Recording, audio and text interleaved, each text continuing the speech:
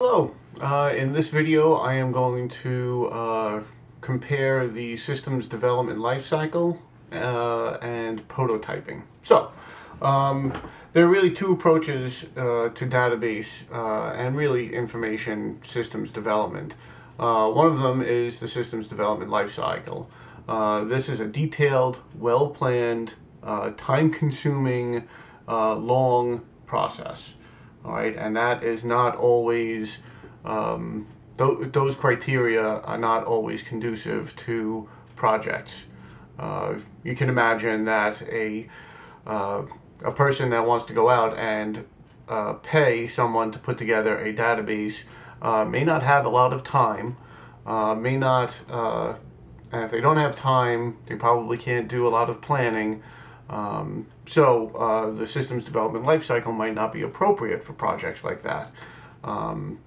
My forte, what I do a lot of, is what's known as prototyping, otherwise known as rapid application development. In this scenario, a business need gets identified, that we have to start keeping track of data. We have to start keeping track of data now. We have to use a fairly rapid method to put together a database to start gathering up that data and allowing us to report out on it. So you'll see the differences as we go through these next few slides. The actual systems development lifecycle starts with planning. So obviously, if you have time, if you can sit back, if you can do planning, that's great. That's followed by, so if you've got time, right? We need a preliminary understanding of what's going on, and what I need you as students to understand from this topic, the systems development lifecycle, is what does each stage in this life cycle do, and then what deliverables come out of it.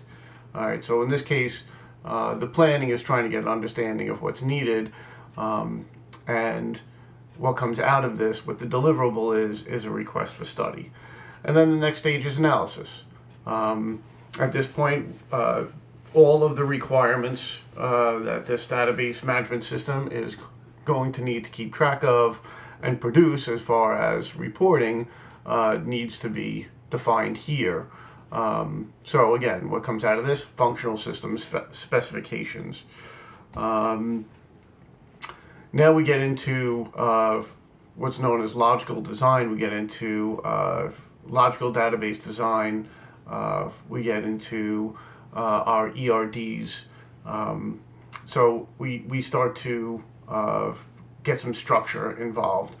And what comes out of this is a detailed design specification, which gets passed on to the people who set up the physical database design. And this is where you start to spend money. You don't actually, you can start spending money here. What kind of a server are we going to buy? How much space do we need? How powerful does it need to be? How many users are going to be attaching to the server? All that kind of stuff. You start to design at this point.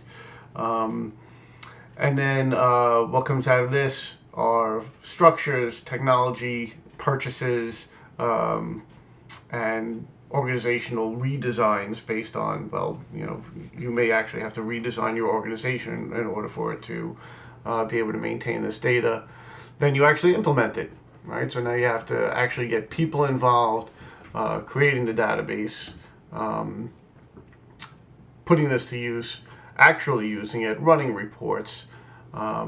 And then, of course, this wasn't perfect, so there is maintenance. So again, after you implement something, you have to spend probably a pretty good deal of time fixing things that went wrong, or changes that now need to be made because they're obviously through this whole process. This is a long process. Now things have changed, so now you have to go back and fix some things. Prototyping is much faster. You identify a problem, you develop a prototype, you implement, start using it, and then you get into a cycle of revision and enhancing the prototype over and over and over again. And after users use this for a while, then you usually get a mature model which can be converted into an operational system. So again, conceptual data modeling, cursory, quick. Then you develop the initial prototype, you get your logical database design, physical database design, database implementation, database maintenance. Everything happens in one step. Then you go back and forth between you implementing and revising, and you come out eventually with a database. So these are the two methods of the systems development lifecycle and prototyping or Replit application development. And that is the end of that lecture.